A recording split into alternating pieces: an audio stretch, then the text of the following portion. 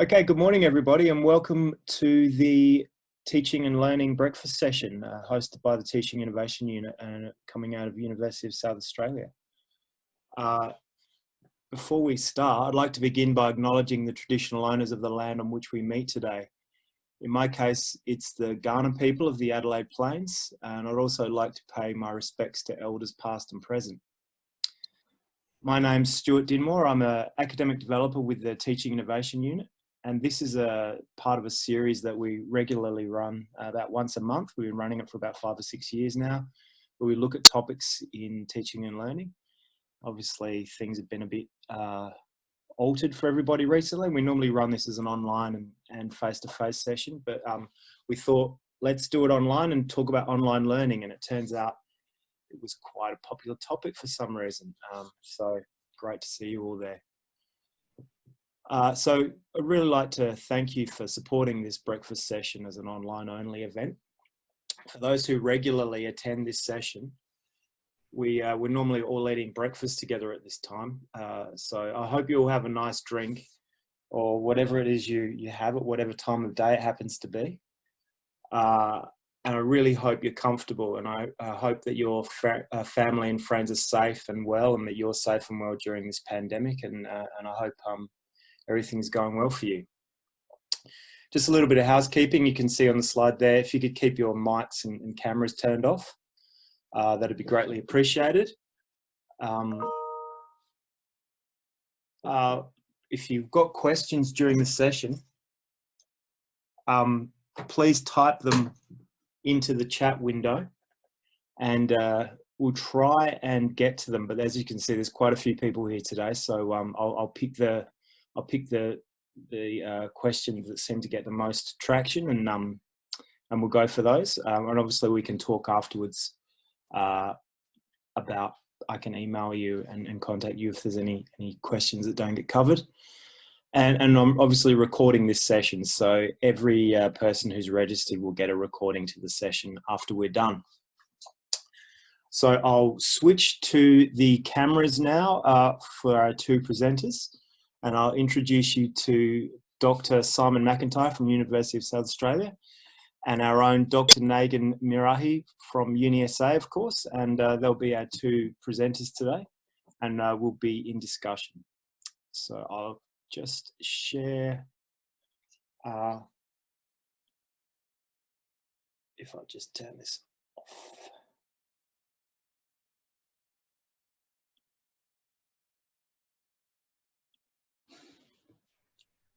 Okay, I advise you to choose the speaker camera so that you can see Negin and Simon when they're talking to you.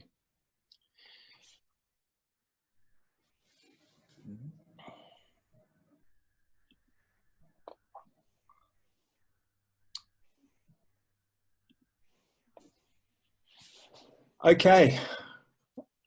If we're ready to go, and Simon and Negin are both ready to go, I'd like to introduce them once again. They're both experts in the field of online learning.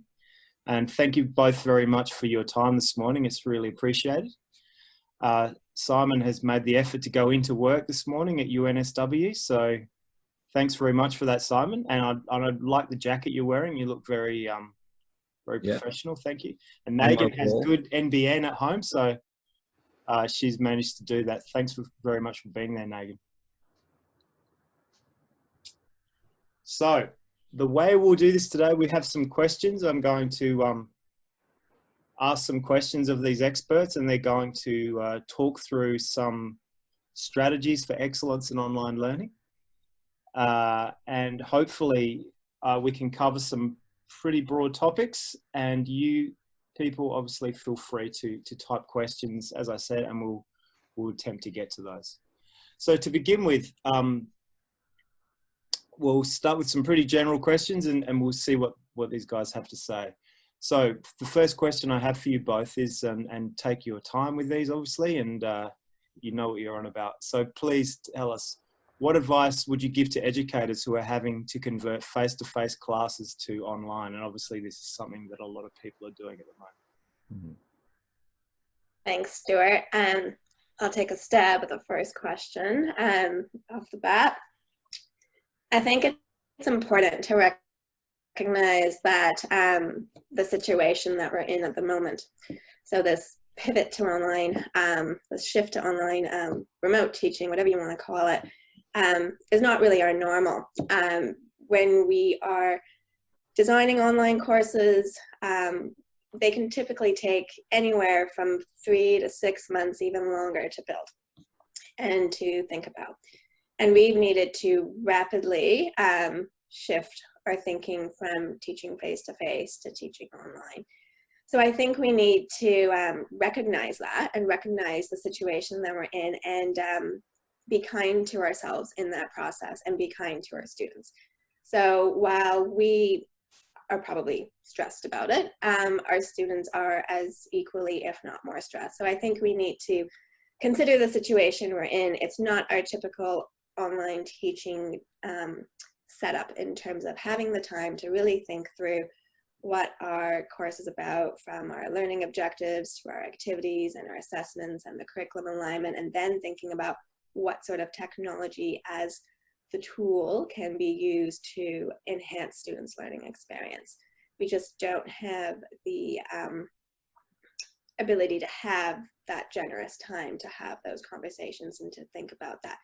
So we've had to move quickly, and given that, I think as we continue to move quickly now, I think a lot of people are probably over that first hump. I'm going to take the analogy. George Siemens has been mentioning it in another MOOC that I've been doing quite frequently around this 2-hump approach. We've got the initial hump and the second hump. And the first hump has just been, let's get online. And I know a lot of people have gone to video conferencing software such as Zoom that we're in right now, Blackboard Collaborate, or whatever your institution provides, just to get online.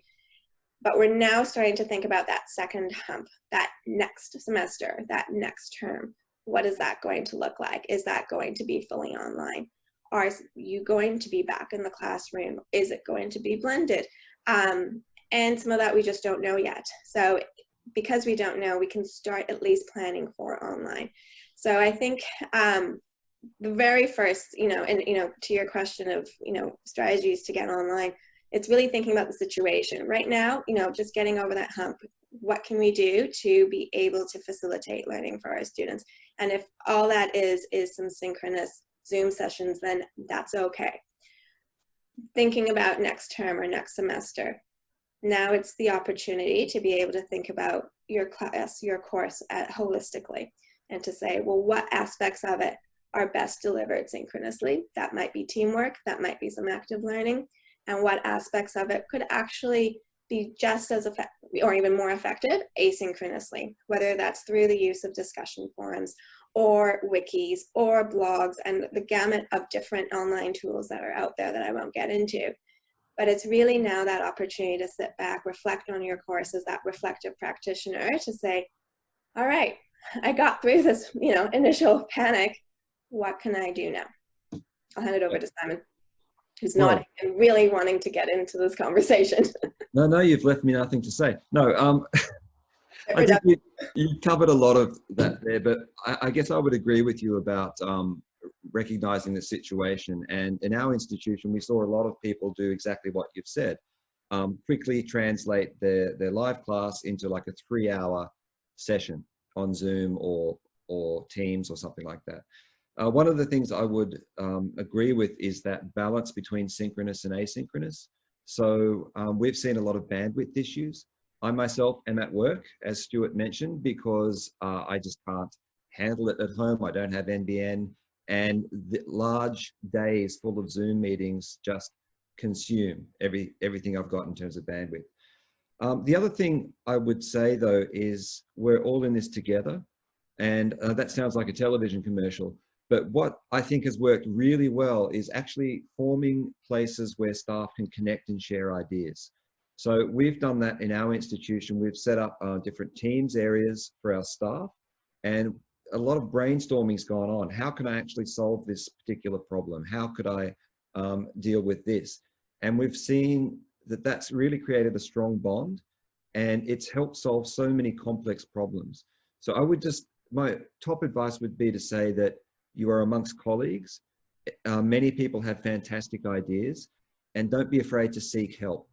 And in terms of moving to the next phase, I agree that becomes even more important, because there are institutional points for help, but it's the help we get from the colleagues next door. Well, not necessarily next door anymore, but colleagues who are in the same boat, teaching the same type of subjects, who have a little bit more experience or found this did work, this didn't work.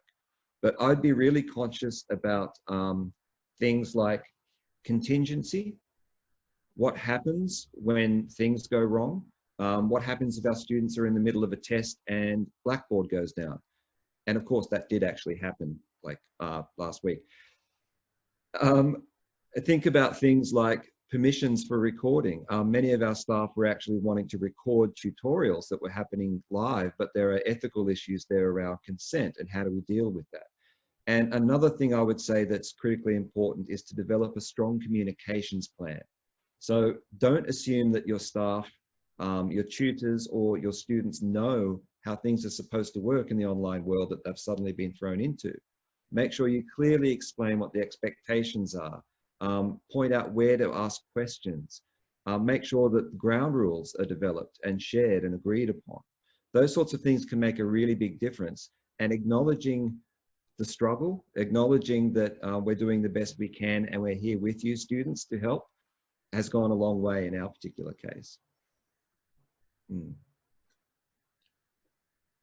Okay, thanks very much. That was a great answer, and I think, yeah, looking after ourselves is really pretty important, especially during this first hump phase, as you mentioned, Negin. So getting on to the big question of the day, and this is talking about the actual design of online courses, which many students, well, all of our students are now taking. So could you tell us or discuss some of the factors that make a well-designed online course, an excellent online course? Yep, I might have a little go first, and Negin, just jump in whenever. For me, I think it's the same as any other course. If we just put online to the side for a second, it's a really good chance to revisit your learning outcomes, look at the alignment of your activities to your assessment, and really start to think about judicious use of technology. So make sure that when you're thinking about translating that face-to-face classroom to the online environment, that all the activities that you set up have a purpose and scaffold towards that assessment point. Because we're all fatigued. Many people have multiple demands at home. It's about using that time effectively. So that would be the starting point for me, making sure you go back to the basics, revisit what the learning outcomes, the activities and the assessments are, and plan from there. Just one other quick point about assessment. Some examples from my particular discipline. I'm from an art and design faculty, and I don't know, about 80% of our courses rely on getting your hands dirty and making and using specialist, very expensive equipment on our campus. So one of the things that all our staff have had to really think about is adjustments to the assessment to make sure that it's achievable from home. Now, that could be just as applicable from someone in the ceramics studio to a situation where you've got an exam. And how do we actually have to rethink that so we can take into account things like, well, possible cheating, technology going down, all those sorts of things that are completely different perspective. So think about the differences, think about the situation that yourself and your students and your staff are actually in, and make sure that every point in that online engagement has a meaning and builds towards their understanding that they need to complete the learning outcomes. I'm going to tag you, Negin. Yeah, I agree 100% in terms of looking at your course holistically through that curriculum alignment approach. So yeah, completely agree with that. One other element I thought I'd throw in is often when I'm designing online courses or giving guidance on them is I go back to the community of inquiry, which is a framework. Let's say it was developed out of Athabasca University in Canada. And it basically is saying that there's 3 main presences in a course. particularly when considering an online course. So it's the teacher presence, the social presence, and the cognitive presence. And to have a balance between the two is what you're really trying to strive for. It goes back a little bit to the conversation we just had around the synchronous and the asynchronous, but it's also thinking about what is your role in that course as the teacher in that course. How are you going to present your presence? And by saying that, I don't mean by lecturing on Zoom, for example. It's more, what is your presence in an asynchronous environment? How are you going to engage your students in a discussion forum?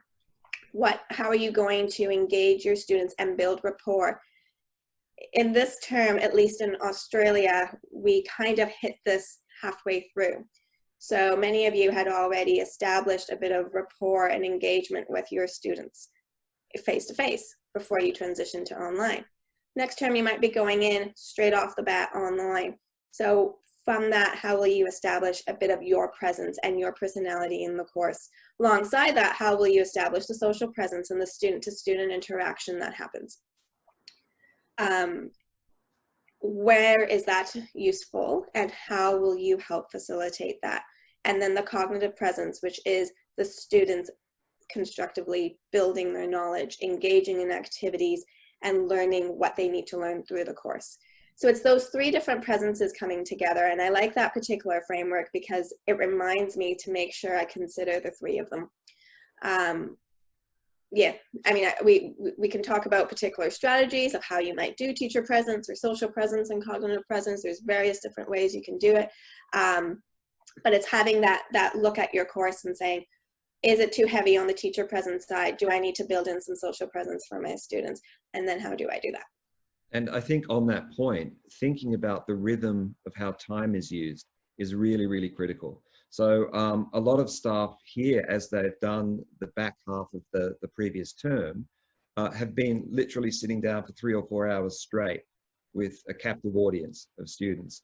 And that's not necessarily sustainable over the long term. So those three modes of engagement as well, it's really important to think when to give students the time to think and to do.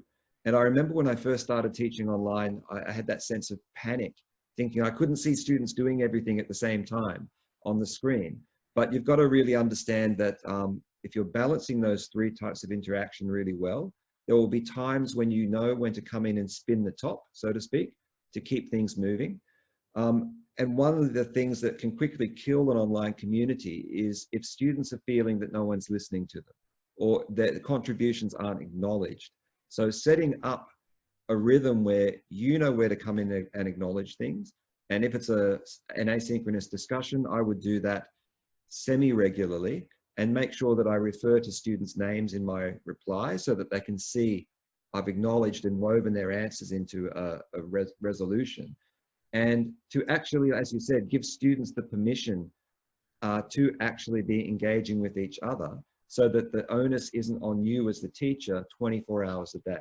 I've seen that go horribly wrong, where a teacher will answer so often that students stop talking to each other, and it just became a one-on-one kind of student-teacher post, to the point where the student got angry that their question wasn't answered at 3 a.m. So think about that balance. Yeah, and I think on that, it's also setting expectations of yourselves and of your students right off from the beginning. Our students live in this 24/7 kind of world right now where they expect response immediately, but you don't need to immediately respond to students. You know, in a face-to-face world, you'd see them 3 times a week, and that's when you would respond and you'd have office hours. You wouldn't be on your email or in discussion forums responding all the time. It's not healthy for you, it's not healthy for them, but it's really important to make those expectations clear right off the bat. Let them know how quickly you will be responding. So I usually say something around the lines of, you know, I'll respond to your questions within a 24 to 48 hour period. Or over weekends it might be 48 hours, or, you know, or 72 hours, and during the weekday it might be 24 hours, just so whatever is reasonable for you, so that at least the expectations are clear. So students know that they're not going to get a response until the next day or until the weekend's over, or whatever arrangement you want to provide. So it's important that you have those expectations really clear, and also to encourage them to say, you know, if it is a general question, post it on the forum, and if I haven't had a chance to respond yet, you know, you can respond to your peers and I will get to it within the time frame that I've indicated for you. Exactly. Just a word on the technology as well, because that is an unavoidable component at the moment. One piece of advice would be to not try and throw too many different pieces of technology into one course. If students are using, you know, a range of institutionally supported technologies, and you try to bring in some outside technologies, it just adds layers of complexity. So I would think really carefully about trying to maintain a functional but smaller number of technologies that you're going to use, and you use them in a regular pattern for regular things. And therefore you build up an idea of habit amongst the students, and they start to recognize what tool is for what purpose, where do I post questions, how do I respond to discussions, and where is that? On that note, another tip would be signposting. So what I mean by that is, you know, for example, if you said in a news post or an announcement in Moodle, make sure you answer, or you post your response to the discussion. Where do I do that? When? So what a good tip is, it's very simple, but it works very effectively, is to actually put a trail for students in your instructions. So if I was making an announcement about the lecture, I would say, the lecture is announced in the so-and-so section. And I would actually write the name of the button that they have to click, or where they have to go to find the lecture. And then you tell them where to respond, etc. And as the course goes, you can taper down those instructions quite a lot, because students get used to that method and mode of interaction. That goes a long way. And the other thing I would say about technology is make sure you know how to use it and you know how to troubleshoot it. Now, there will always be that tech support in the background, but often you will be the first point of call for students in trouble. So it really pays to make sure you really know how to use the technology that you've got in your class. And if you don't know how to use it, don't choose it. Yeah, I would echo that. Keep it simple, and as you want to play around with different technologies, of course you can do that. I think it's also important for the students to have opportunity to engage with whatever tool it is they need to use, particularly if you're expecting them to use it for an assessment task. So for example, if you want them to record themselves during a presentation, and that's something that's going to be assessed, then you probably want to give them an opportunity to have a play with different video recording systems, whether they're using a Panopto or their phone or their iPad or whatever, without any marks associated with it, because just like you, they need to be able to feel confident with the technology, particularly if they're then, so don't throw in a new technology when it's an assessment task. Make sure there's an opportunity for them through an activity to have a practice round with that. I think just jumping back to a previous point that Simon made around getting students used to a particular tool, not different tools, but a particular tool, so that they start to become comfortable with it. I think that's really important. And I think having an opportunity, and Simon talked about this earlier, about having conversations with your colleagues around what technologies that they're using.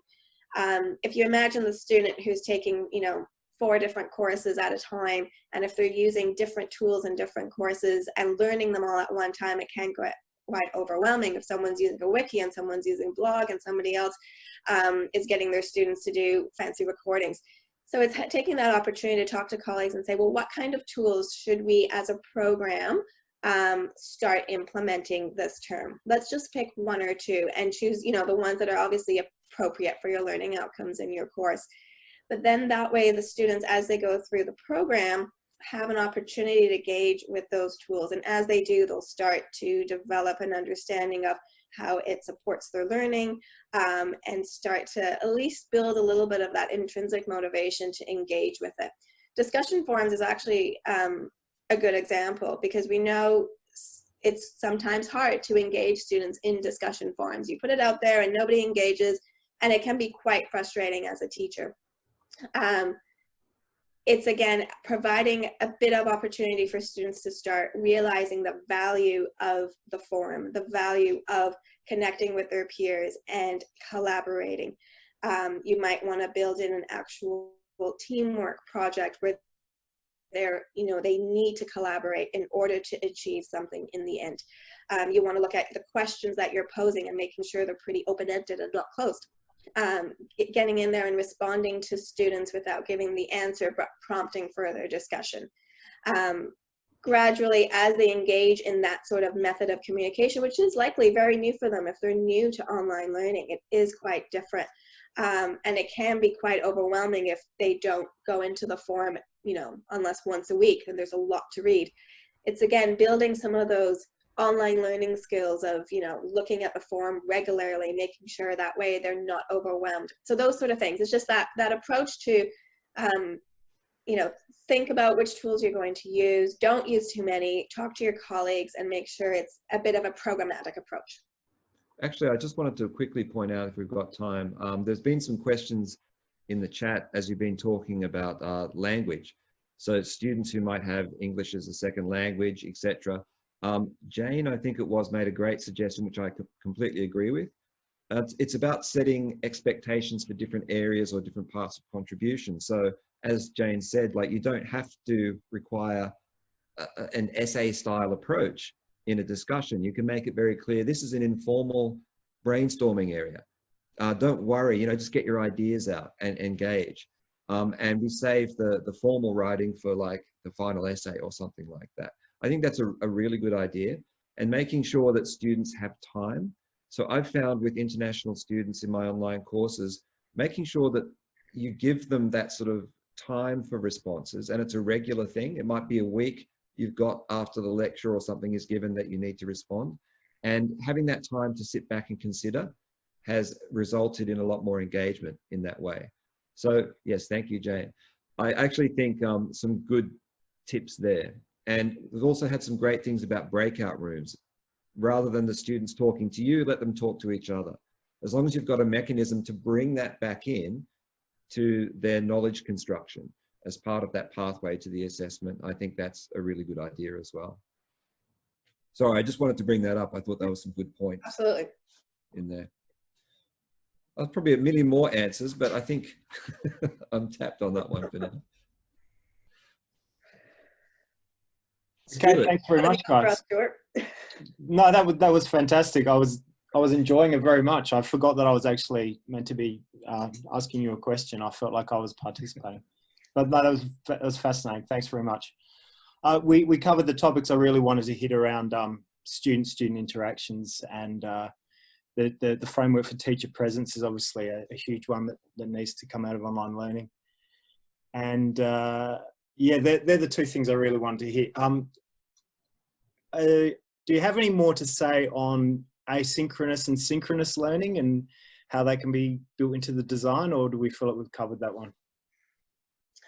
I mean, we could probably talk about this all day, really. It's, yeah. I mean, in terms of a kind of equitable approach as well, which Simon touched on before as well. Absolutely. So obviously he's gone into the office because his MBN is not fantastic. And as we know, the MBN's not amazing in Australia. And we have students from various cohorts and socioeconomic groups. So synchronous versus asynchronous obviously has a learning aspect to it, but there's also an equity access there. So do we have anything more to say about that?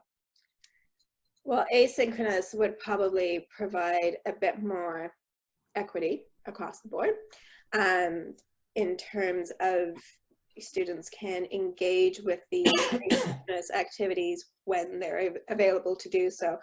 So we might have students who are homeschooling their kids and aren't able to log on to the synchronous Zoom time.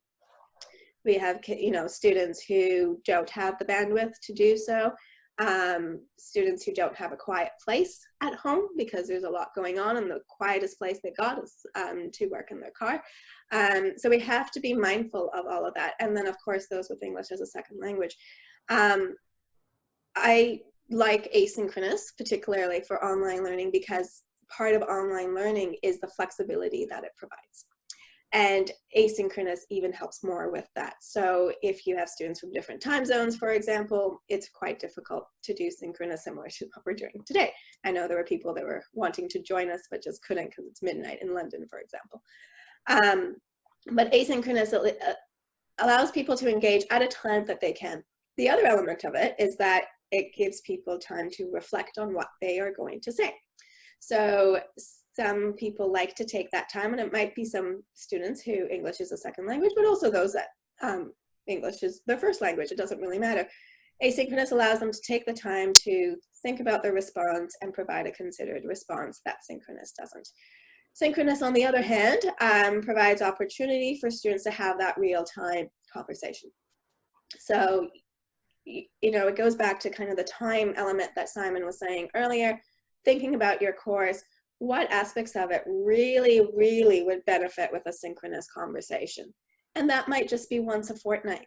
And that might be, you know, just an hour long. It doesn't have to be a 3-hour, you know, length of time. Recognizing also that if there's students who can't attend it, that they don't feel left out. So, you know, if regularly they can't attend that synchronous session, they might start feeling left out. And that, you know, we don't want particularly at this time. So it's those different considered approaches when we're thinking about having a balance between the asynchronous and the synchronous, because a lot of online learning you can do quite effectively asynchronously.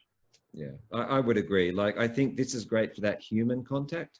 And sometimes, you know, like one of our teachers here sets up 15 minutes at the start of class where it's just an open conversation amongst the students, which has worked really, really well, and just helping them connect again and feel like they're part of something. But I agree, careful choice of, do I really need to put my mug in front of the students every lesson? That's actually something really worth considering. Other things like making sure that you don't go too heavy on videos. So you don't need to have a video for everything. Sometimes a good old-fashioned reading does the trick. Sometimes an audio podcast or something instead of video. Making sure you've got transcripts of any videos, etc., that you do have. And also, if you do have a live sort of tutorial session, asking permission and setting ground rules with students before this class starts about recording, to make sure that you can offer that to students at a later date that might be able to download it and watch it at their leisure. But again, taking care that you communicate that it's being recorded and make sure everyone's okay with it and can opt out if need be. So I can't add much more to what you've said. I think it's just, you don't have to do synchronous for everything, but talk to your educational developers or your colleagues who have experience, ask for that help, and they can help you make the right decisions about where to inject that sort of synchronous life, I guess, in the course. Don't do it alone. Yeah. Great. Thanks very much. There's some great answers there. Okay, I've got one last big picture question for you. What strategies would you recommend for institutions to adopt to support their educators transitioning to online learning? So this is for the institutions as a whole. Simon, you want to go first? Up to you. I can jump in or you can jump in. You jump in. I would say my wish would probably be, it's a wish, so it's a desire, is that everyone has an opportunity to learn online. If they're going to teach online, it's amazing to have an opportunity to also be a student who's online, because you get to experience what your students will experience. You get to have a feeling of what it actually means when you're trying to reach your instructor, or even seeing the different types of tools and how they're used. And it might be a positive learning environment, or it might be negative. But if you think about, you know, us, we've gone through, you know, decades of schooling, and it's largely been face-to-face. And now we're teaching online, and we haven't been an online learner. It's really difficult. So my desire would be for academics to have an opportunity, even if it's a really small, short course that's only a week long and 5 hours or whatever, it gives you an opportunity to be that student. And once you are a student that's online, then becoming that teacher that's online, I think makes a world of difference. So I think that would be my first suggestion, is providing opportunity for academics to do that little bit of professional development for themselves and be an online student. At UniSA, we offer a range of short courses specifically on online teaching and learning. We have one that's really just a week long, and it's 5 hours or something like that. My colleagues might say it's something else, but I think it's about 5 hours. And then we have another one that's 4 weeks long, and it's a little bit more in depth of, again, how to engage your learners online. And it goes through a wealth of tools and a wealth of strategies for online teaching. And it's, again, my colleagues will probably correct me, I'm guessing it's about 10 hours in duration or something, 2 hours per week, something like that. For about it's 12 hours, I was told yesterday. So these sort of opportunities, and there's MOOCs out there. You know, Simon and I have our Learning to Teach online MOOC.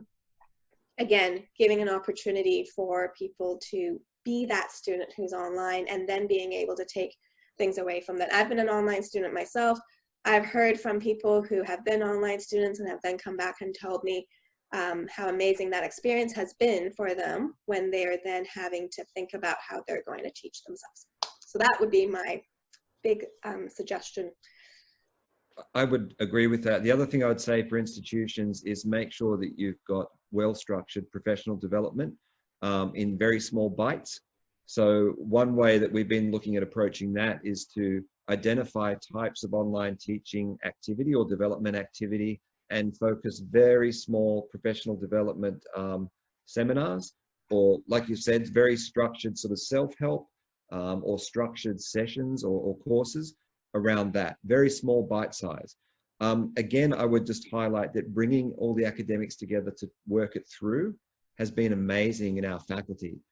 We've got a couple of stars from term 1 who did some great stuff, and we showcased them.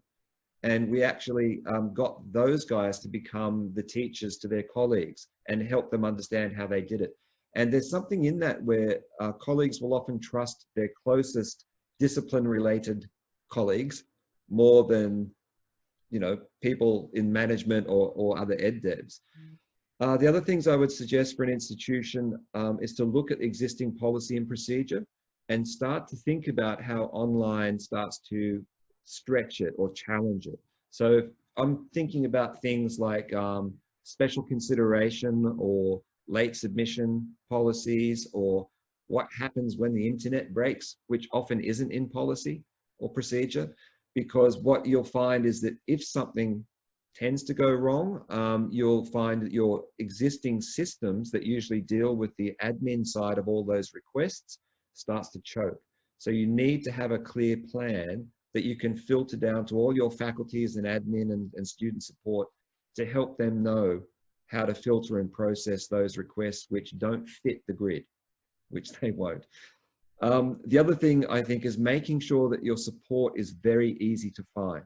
So don't have your students and staff trawling websites, trying to find help when they're in the middle of a course and some piece of tech isn't working. So if possible, filter everything through a one-stop shop kind of thing. I think that really, really helps. And something from personal experience, well, not my own personal experience, but increase capacity in servers and speed and all those things, because our systems are getting flooded right now, and it's straining everyone's tech capability, bandwidth, everything. So just make sure that you think about all the things that could go wrong, shore up the tech, increase the bandwidth and storage space, and just get ready for problems before they happen. I've got one more. I've been talking a lot though, Negin. All right, last one. I'll give you one more. All right, one more short one. I'm just going to come back to communication again. So I really think we've learned a lot, and I'm sure UniSA has as well, about clear channels of communication. So there's a chance for lots of confusion when we're not all in the same place. So it really, really helps to guide the academics and your faculty, for example, about best communication practice to their students. How do they actually work with their tutors to actually make sure that they all understand how to carry out the online lessons in their stead? And then how are we actually communicating from the top of the institution down to the deans, to everyone else who's involved in managing other staff? We've seen a lot of challenges in that space. So it just pays to really think about regular, clear communication and not having 50 communication channels. As few as possible seems to work better. Your turn. Yeah, the other thing I would add is actually taking the opportunity now to, you know, as Simon was saying, looking at some of the policies, but also take the opportunity to look at how learning and teaching, is happening in your institution. So it's an opportunity to take a look and say, you know, how are we engaging our students? Right now we need to shift online, but if we imagine the world later, whatever that may look like, what can we learn from this experience, that it's not just for now, but it's for moving forward? Does that change the way that we view lectures? Does that change the way that we use our lecture halls? Is it an opportunity to start looking at our assessment, for example? Is it a time to think about, well, we've been doing exams for years, but can we actually assess our students differently? If online exams isn't something that you particularly want to do or are comfortable with, it's an opportunity to think through an alternate assessment task that might be more authentic, that might be something that's more similar to what they might do when they go into the workforce. Is it taking that basic opportunity really to say, let's take a look at our courses now, not just for the sake of, you know, getting them online, but actually looking at how they're designed and how they're meant to engage our students. And along that is also providing that support for our academics and, in a sense, building our digital literacy in that space. So rather than, say, hiring people to help build the courses, it's actually providing opportunity to build the capacity amongst our academics, to build their digital literacy skills. Really engaging our tutors and our graduate students, I would say, because they are our next generation of academics. They are at that forefront, really, and a lot of them are struggling because they can't collect their data or they can't go into the laboratories. And it's, you know, it's an ideal time to really say, I know you won't be able to, you know, keep going on your PhD right at this time, but hey, how about we help you learn about Moodle or learn about Blackboard and help you develop those digital literacy skills that you can then support the academics, etc., and get them better prepared to be academics and teachers in a more digital world when the day comes that they do finish their PhDs and they're going to, you know, hiring committees to get that academic position.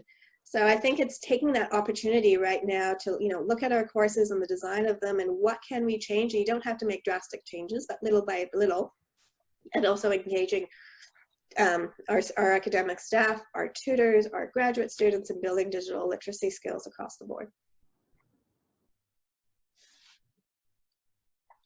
Very good. Simon, do you have anything more to add? Just one. Go on. Listen to the students. So make sure we've got feedback mechanisms where we can genuinely listen to their challenges, and obviously understanding we have to filter or consider those responses with the situation that we're all in. But I think we really need to listen to our students' experiences and our staff and try and use that to build a better way forward in many of the ways Negin's already said. Sometimes we forget to listen to our students. Sometimes. And yeah, that was a very interesting conversation. It'll be fascinating to see the legacy of this COVID era to the strategies and policies that we take into the next era. I think there might be some changes that become sort of the new normal, to quote a very overused phrase at the moment. But we'll wait and see. But obviously, as you say, it's driven from a management and policy area, and so we'll see what kind of response we get. I think it'll be very interesting in the next 12 months or so to see that. Well, thank you very much. We do have a couple of minutes left. If you don't mind, I'll get to a couple of questions from the chat. And I apologise if you've posted one and I miss it, because there's been quite a bit of discussion in there. We're going back to one from Linda Main. She says she's had difficulties encouraging students to participate and collaborate via chat. I'm often asking questions to the computer screen and left waiting for some kind of response. How do I deal with this?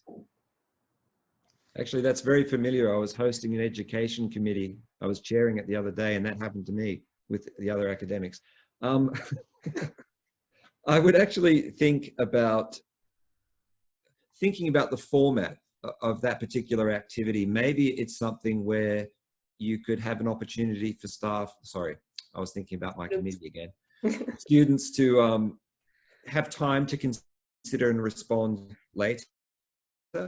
Someone else in chat, I'm sorry, it's gone off the top of the screen, suggested breakout rooms. I think that was brilliant as well, to make sure that they don't feel the teacher's watching over them every second.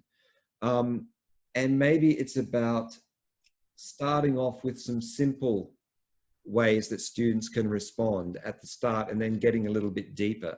So rather than hitting them with the theory of relativity straight at the start, and that's the first question, ease in, ask what their cat had for breakfast and then go from there, kind of thing. You better save me there, Negin. Yeah, I think, I mean, you can try to build a little bit of that social presence in as well, and trying to get students to talk to one another. I mean, if you think about it, if you're in a lecture hall and you ask a question, the difference is you can see their faces and you can kind of gauge what they're thinking, but sometimes they still don't want to respond. So you might get them to answer the question to the peer sitting next to them, or have a conversation with the peer and then share it.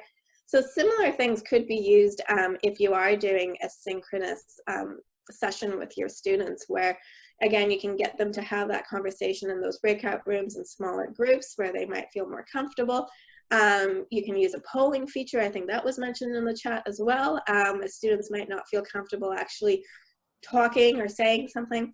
Another thing that somebody once told me, which I've been conscious of as well, is regardless of whether you're in a big lecture hall with, you know, hundreds of students, or you're online with, you know, 10 or 20 people or hundreds, that first thing that you say is usually the most daunting. So if you can just get over that initial of saying something, it usually makes it a lot easier for you to continue to contribute. So that could be a social thing. It could be something just as small as, you know, everyone shares what they did or what they had for breakfast or what they're drinking or whatever. Just saying something to a group initially can be quite daunting for people, and especially those who might be introverts. And even if you look at, you know, a Zoom session, you see everyone's names, and it could be really overwhelming for somebody to click that button to say something or not want to put their camera on, for example. But it really does seem to be that first thing, and I know I've experienced it myself. If I'm just kind of lurking in a Zoom chat and not saying anything, chances are I'm not going to say anything in that entire hour duration or half-hour duration. But if once I do say something, then I just generally feel more comfortable to then continue to contribute. So giving opportunity for students just to say something at the beginning will, and then it becomes less scary, basically. Yeah, and just to wrap that up as well, I mentioned before, one of my colleagues demonstrated that they allowed free time at the start, just for students to talk about whatever they wanted without her jumping in. And that really seemed to break the ice. And the other thing that I've heard people report back in our faculty is that making sure students put a photograph of themselves, because it's better, you know, like in Teams or something, you get the initials of the person in a circle, it dehumanizes it. So they've actually found that when there are other faces on the screen, even if it's not video, it does actually prompt people to feel more comfortable talking. So that's just a little tip, but it seems to work for several people here as well. And there's some really good advice coming through in the chat as well. Absolutely. Yeah. It's fascinating how, I mean, we want to get away from the idea that online learning is just a mirror of face-to-face learning. And obviously they're two very different things, but I think in that one aspect, that icebreaker moment is something that does align with the face-to-face, and something we always tell tutors to do is to sort of ease into that first question and help people feel comfortable. And as you say, Negin, often once you start to get a little bit overwhelmed at the beginning of the session, it's very likely that you might spend the rest of the semester feeling that way. So it's really important to give people that opportunity to, you know, talk about what their cat had for breakfast, was it, Simon? So yeah, something like that. But yeah, I mean, your voice is heard and people know who you are. They know your name and if they can see your picture. So it's not just about teacher presence, is it? It's about student presence as well in that space. Yeah. Okay, well, I think we're probably done. There are some questions, but there's been a lot of commentary, and people have jumped in and answered each other's questions, which is great. So thanks very much for your participation. I'd really like to say a huge thanks to Simon and Negin for getting up this morning and taking the time to speak to us and answer these questions. And I'd really like to also thank everybody out there who's logged in from around the world. We've had amazing response to this session from Ireland and Oman and Malaysia and all around Australia and New Zealand. So on behalf of the Teaching Innovation Unit, I'd like to say a huge thanks to Simon and Negin. And you may get some emails coming out of this session, and I hope you don't get too many, but we'll try and keep a limit on that. So thanks very much. Thank you very much to everybody who's been online. And I'll keep you on the mailing list, and we'll have another session in a few weeks. So I hope to see you at the next one. And I look forward to the time when we can all get together and eat a croissant again together, rather than just sitting here online. So thanks very much, everybody. And great to see you all. And we'll see you next time. Thanks. Thanks very much. Bye. Thanks, everyone. Bye-bye.